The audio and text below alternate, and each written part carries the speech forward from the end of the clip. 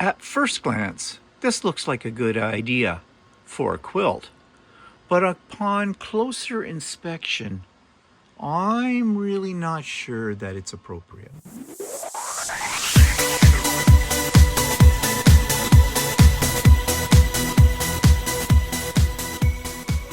Good morning, everybody. It's Stephen here for The Idiot Quilter, and welcome to my weekly vlog. It is vlog number 441 for January the 26th, 2026.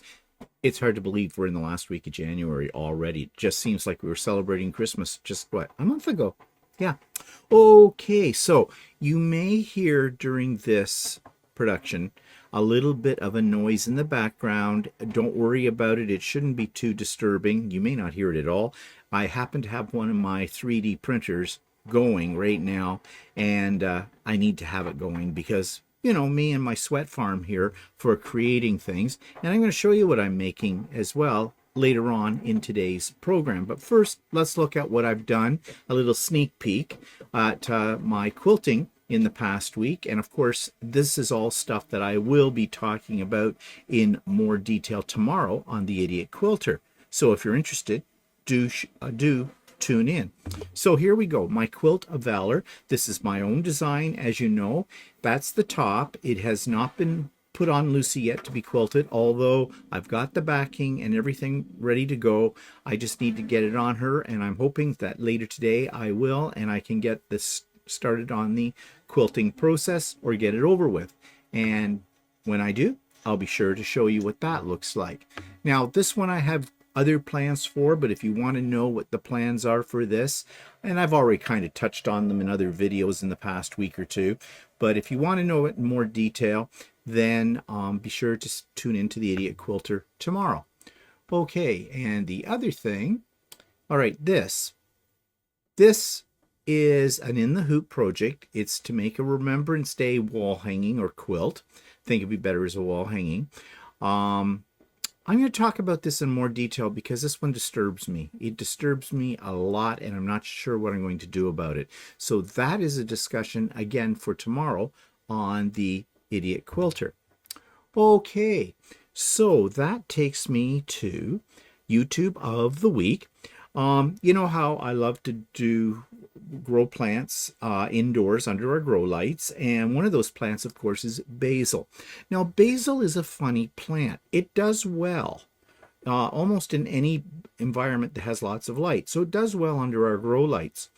But I saw a video just by chance. It popped up in my feed the other day, called Why Every Basil Plant You Buy Dies in 1 Week. So you know that you can buy basil plants in the grocery store. They're usually around $6 or something like that, and they look really great. You get it home and you're figuring, hey, I'm going to be cooking now for a while with fresh basil, but they don't last long. They end up dying very quickly. Seemingly no matter what you do, you water it, you give it light, but they still start to wilt and fall over and they're dead. Well, why is that? Well, this video explains that and explains how you can get more for your money when you buy that basil plant at the grocery store. This week's YouTube video clip I found very, very enlightening. And this has to do with basil. And you know that we grow basil under grow lights. Well, you also know that when you walk into a grocery store, you will see basil in pots for you to purchase and take home. But they also die very quickly, and this particular video entitled Why Every Basil Plant You Buy Dies in 1 Week is very informative. So if you're used to buying basil, you get this nice luscious green plant, and within a week or two you're throwing it out because it's dead even though you've watered it. This video gives you some tips on how to keep it thriving for basically ever, and how you can get more out of your one pot of basil that over time can multiply into many pots of basil. Now, I found these tips extremely helpful, and I'm definitely going to employ them with our basil crop that we have under our grow lights. So check it out. Also, the tips that are in this video may also apply to other types of kitchen herbs that you've picked up at the grocery store. Well worth the watch. Okay, so the link for that's in the show notes below, and if you're interested in herbs, because I think some of the stuff that's in that particular video may apply to other herbs as well, do check it out. Also, there is Sewing with Stephen on Wednesdays. The link for that is below. And you will find a link for the pop-up sew day that I am having on January the 31st. That's this coming Saturday, January 31st, 2026, just in case you were seeing this sometime down the road and the date had passed. All are welcome. If you've never been to one of my pop-up sew days, you're welcome to come. It's a come and go as you please. You don't have to be there the whole day. You don't have to be there right when it starts. Come when it suits you and work on whatever you want to work on. And we always have a good time. So great chance for you to catch up on some of your sewing projects or crafting projects. It doesn't have to be quilting and sewing, by the way. It can be whatever you want. You want to reorganize your underwear drawer and socks? By all means, you can use the time for that too. We don't care.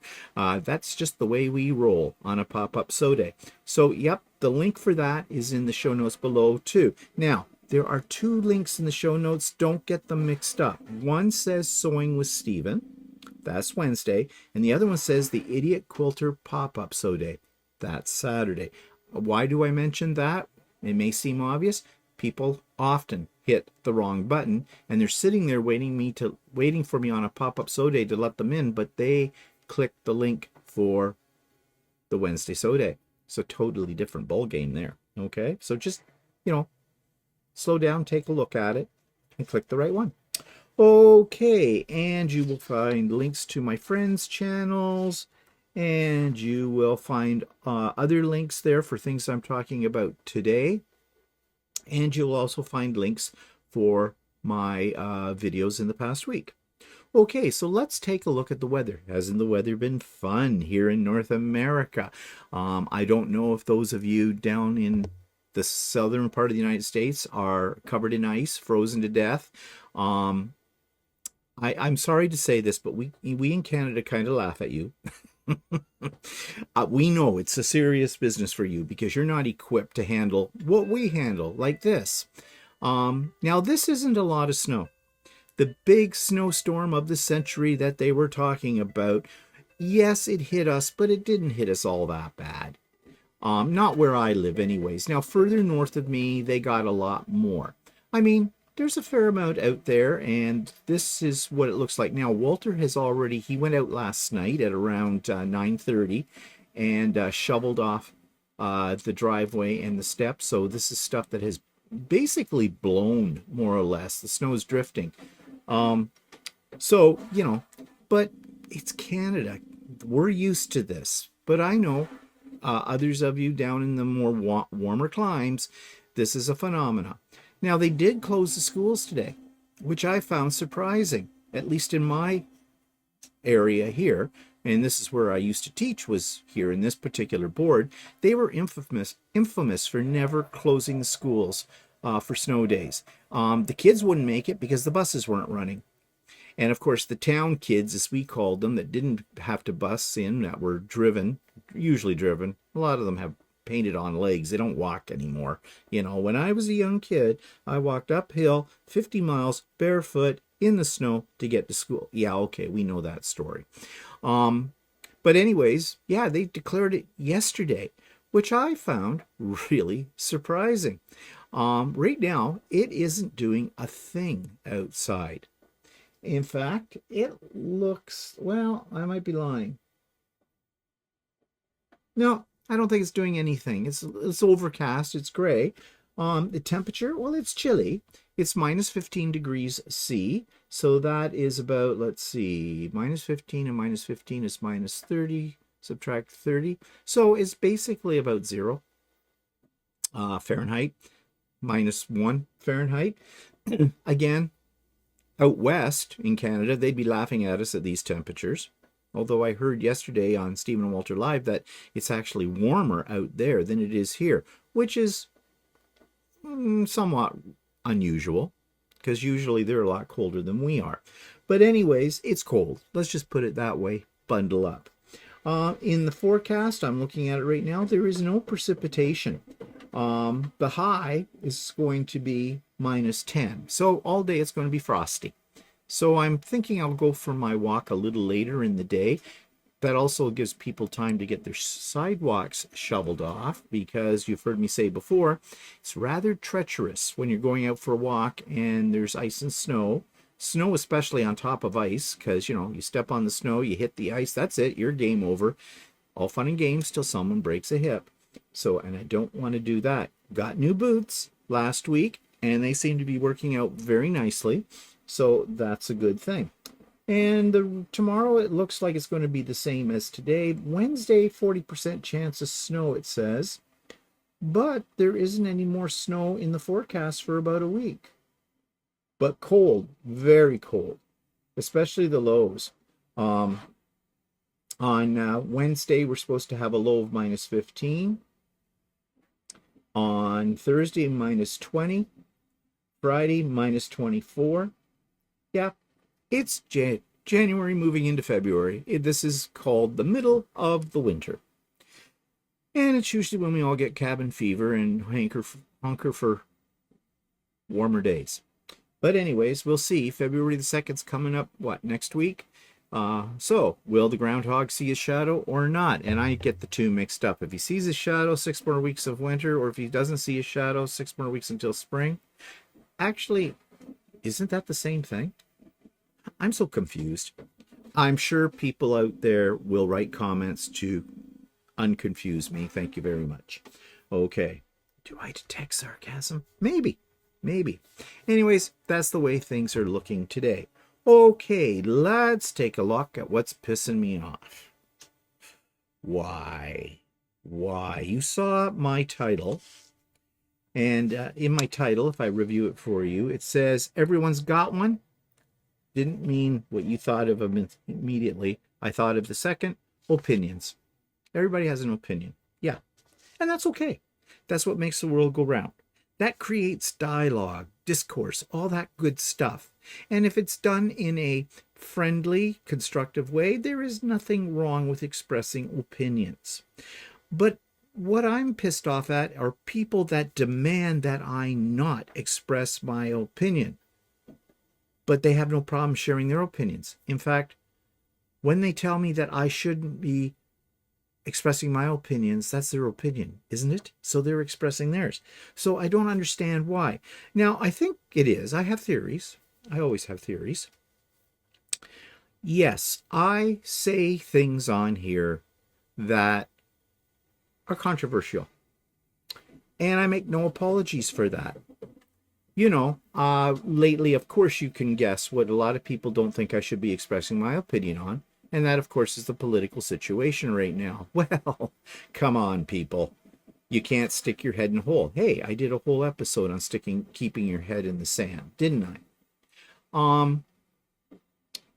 When I express my opinions, it does not mean that I expect you to necessarily take every word I say as the gospel truth and believe it.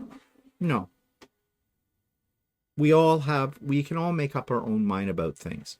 One person told me that I probably shouldn't rate things with a number. I do that on the Idiot Quilter with, websites for fabric stores.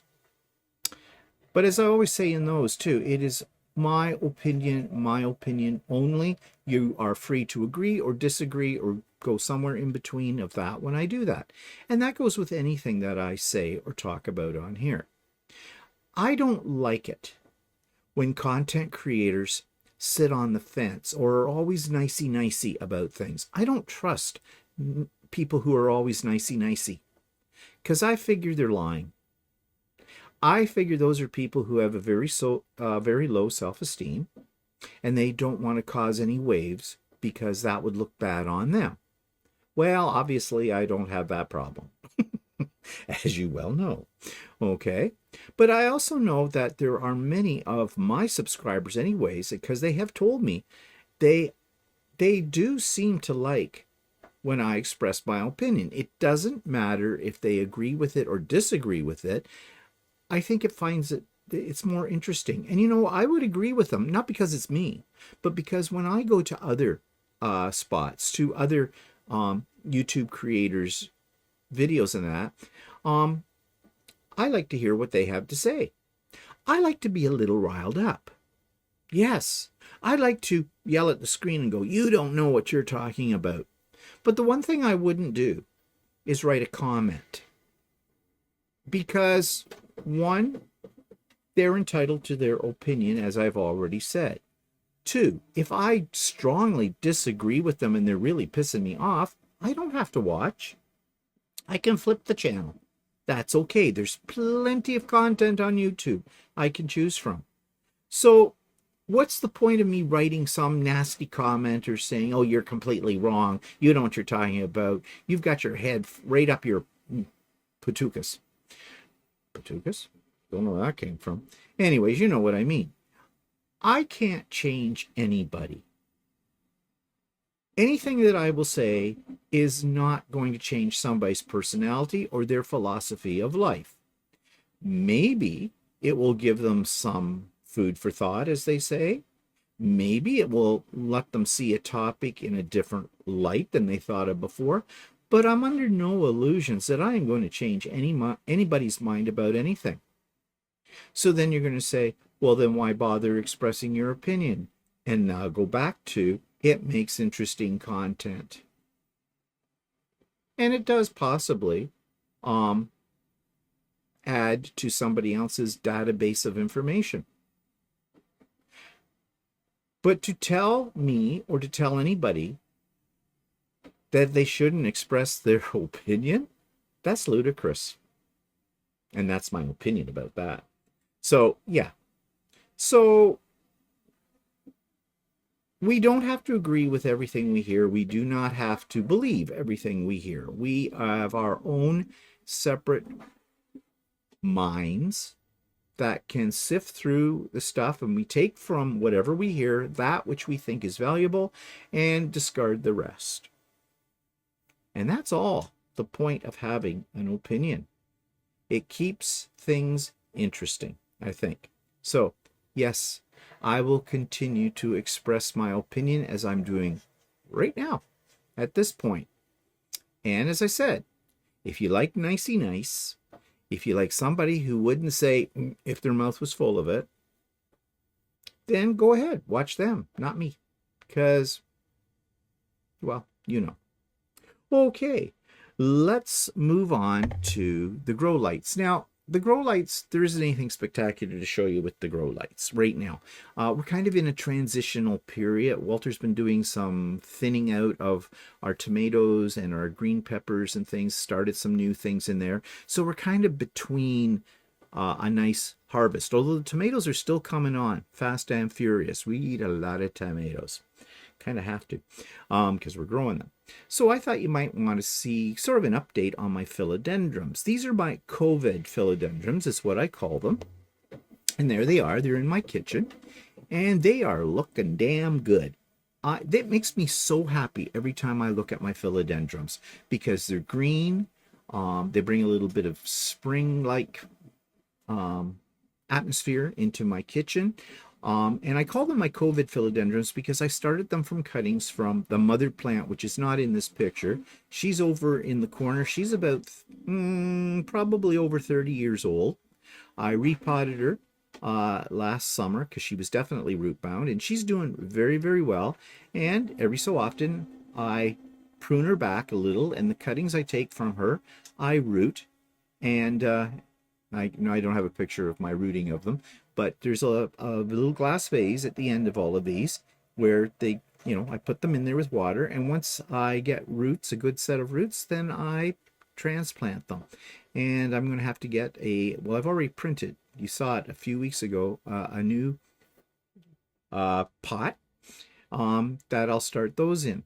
And these ones that are hanging over the edge here, I only let them go so far. I don't want them on the floor. So when they get a little bit longer than that, I will clip those back too and root those. So it's a perpetual thing. But I started this all during COVID to add, a little bit of greenery to the house. And to be honest, philodendrons are the only plants I can grow that I don't kill.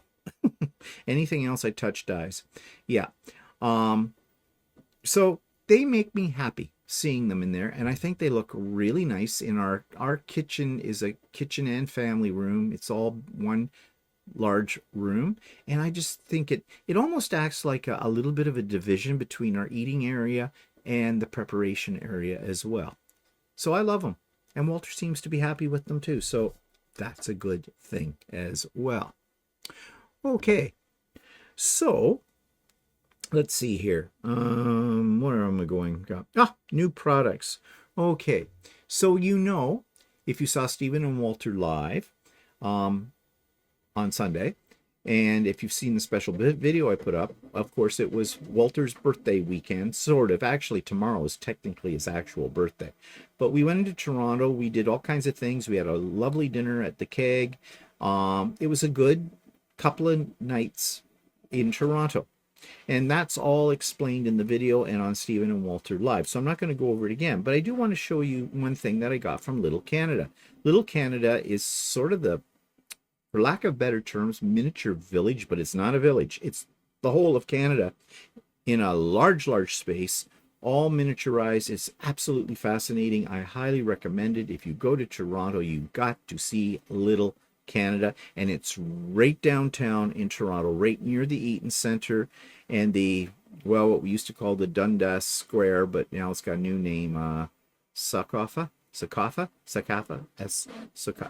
like that. We have a thing in Toronto these days of taking away old names for places and giving them indigenous names. It's a thing. So anyways, for a little souvenir of Little Canada, I bought this moose. And he is actually, it's signed on the bottom by the individual who made it, because these are all handmade, kind of one of a kind. Some things are 3D printed. I think this was probably 3D printed. But anyways, it's in this nice little case, and it sits on my buffet where I have my miniature village up there, tagged to it. So I think it's pretty good.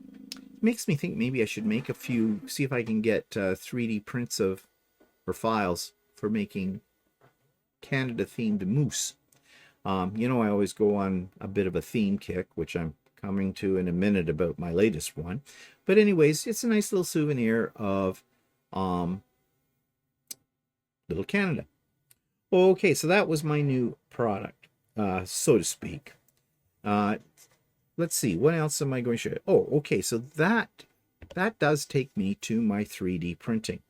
And at Christmas time or before Christmas, I found these files that make sleeves for the Body Works foaming soaps.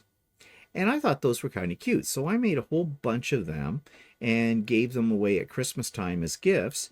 And I've got them in my bathrooms. But then I started to see some other ones that were more than just a sleeve. But before I show you that, I just realized I have something to show you before that. And that's this, the Crystal Light. I made this more as an experiment, but it's kind of fun. I just have no place to put it. It does light up, and you can see that in this picture. And yeah, I just want to see if I can make it, because this section is called, can I print that 3D effing thing? Well, I can. I just wish I had someplace I could put it. That's the and these things, these lights on all these things, and so many things do now, they all plug into USB ports. So you got to have a lot of those blocks if you want to use an outlet. Yeah, so I have this. It's sitting out in the Lucy room where I keep, what I don't know what to do with 3D prints kind of thing.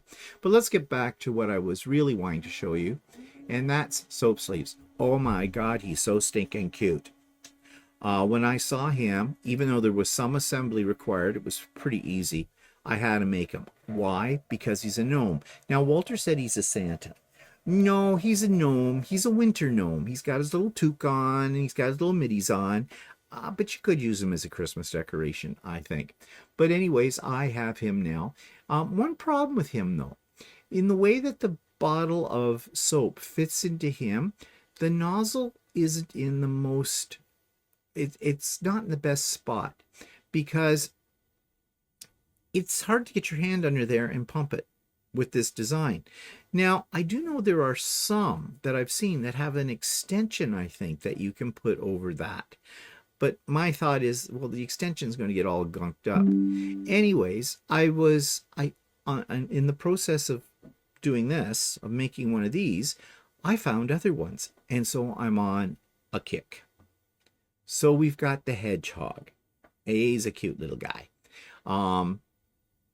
We have the penguin. He is now in place of the gnome next to the sink in the guest bathroom down here, down in my rec room. He's a little easier to get at. And then this one just came off the printer this morning, finished over the night. You may see this as something that you've seen before. You may this may be familiar to you, is what I'm trying to get out, spit it out. Because at Christmas time, I made pen holders that are of this design. Well, someone took that idea and made it so it would fit one of these bottles of soap. So I thought that was really cute. I did it in a rainbow filament. And no, not that yet. And I'm still making some more. So I'll probably show the rest of them next week. There's a big one being made right now. That's in the printer that I said you might hear in the background. It takes a long time for that one, about 17 hours. These other ones take a while too, but you know, like this one took about 5 hours. They vary on how long they take. But what am I doing with them? Well, I have a cupboard in that bathroom that has a shelf on the top of it that has nothing on it. Well, it used to not have anything on it. Now it's got these. They're all there on display, and I have a feeling I'll have to find some more space.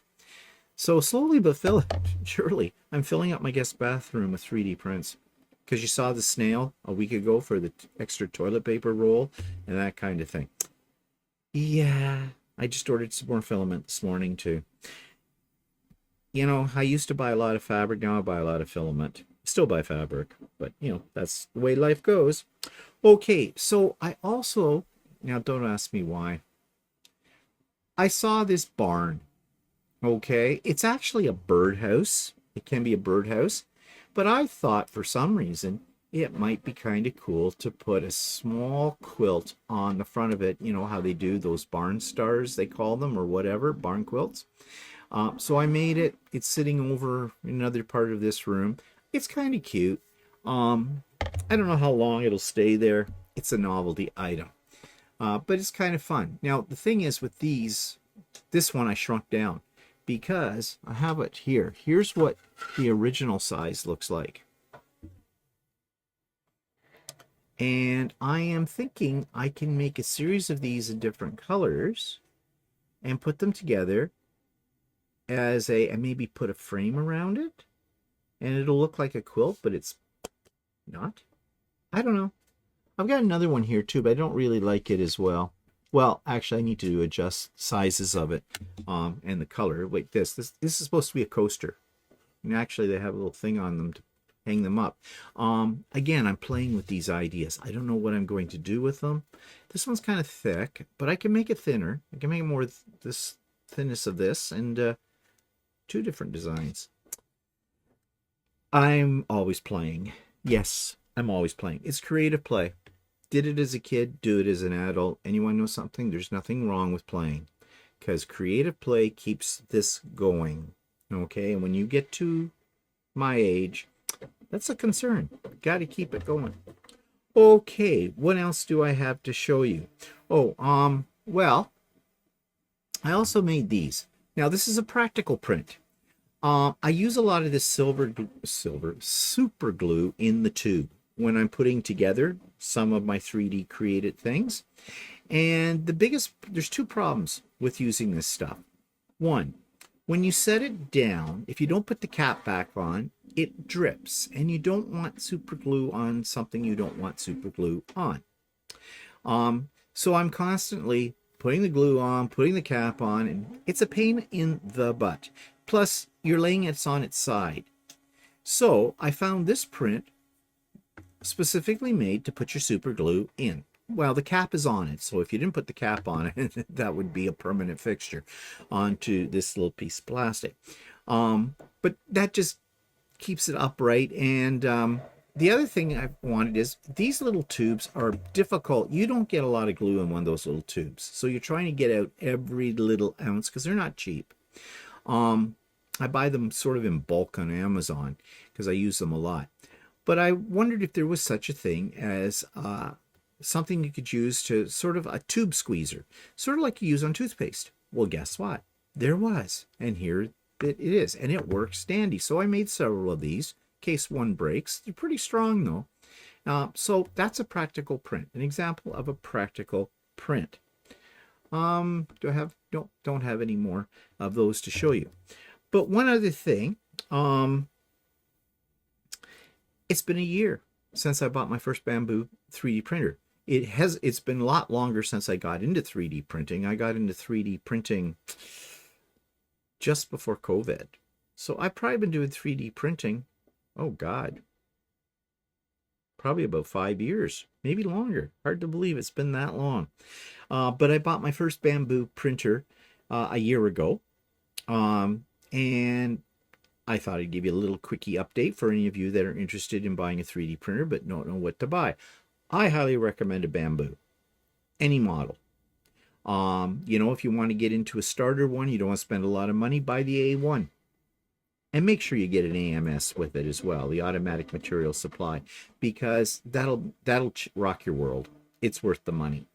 But very reliable machines. They are print and play right out of the box. Setup time for them is 20 minutes at the most, even for somebody who's never done it. The longest part about setting up a bamboo printer is getting it unpacked, because there's a lot of packing material around them to keep them safe when they're shipped to you. I have not had really any major downtime with any of my machines. Now, I did have one of my nozzles give me a problem, and I was out of nozzles. I buy a few spare ones. You don't have to replace them very often.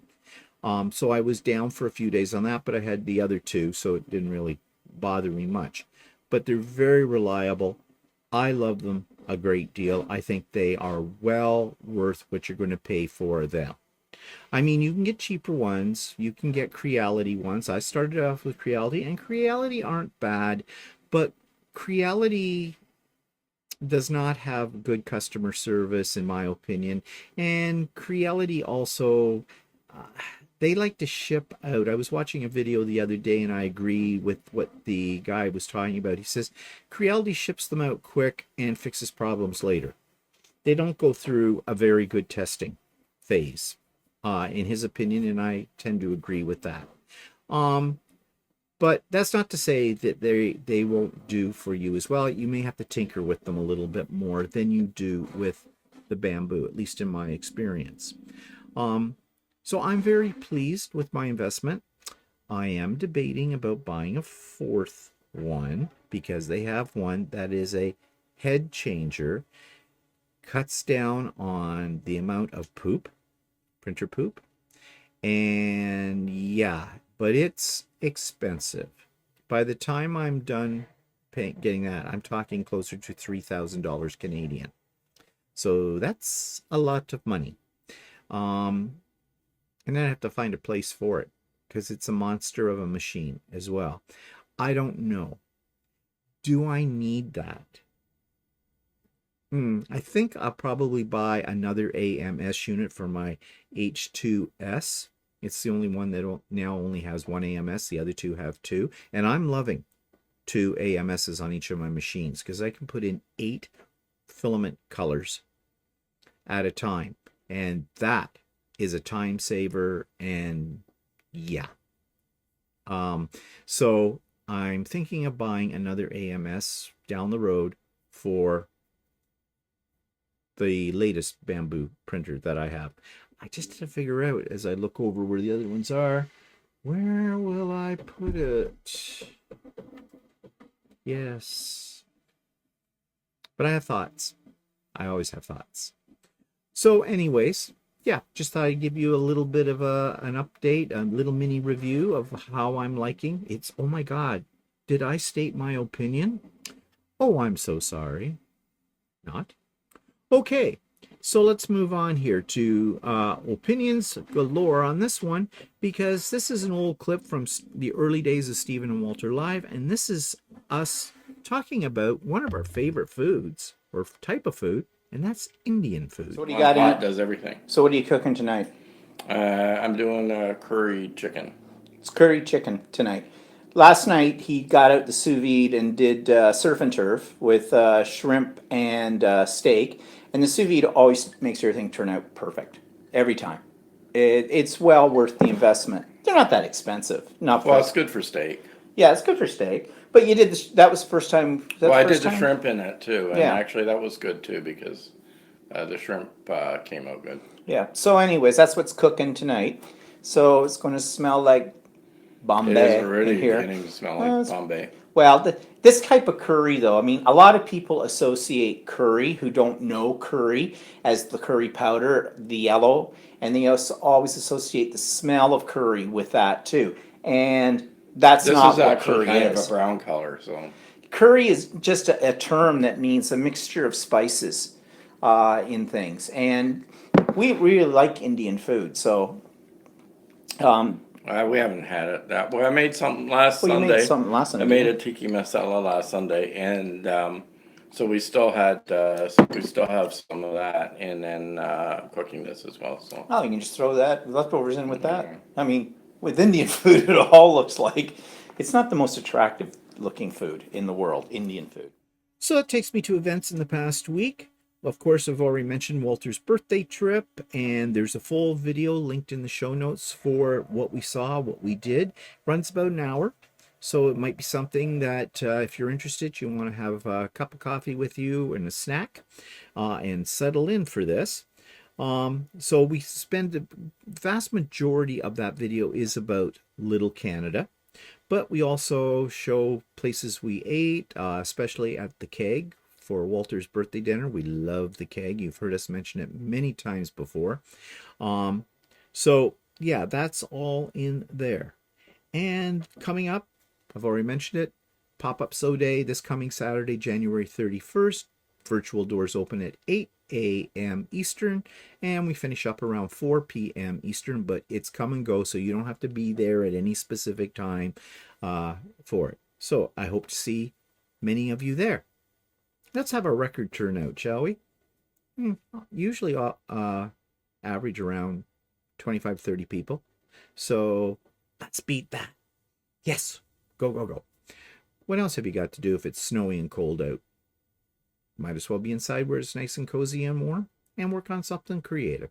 Okay, that's it for me today. Tune into the Idiot Quilter tomorrow and later this week. So Chatty. And then, of course, Stephen and Walter live always Sunday afternoons at 4 p.m. Eastern.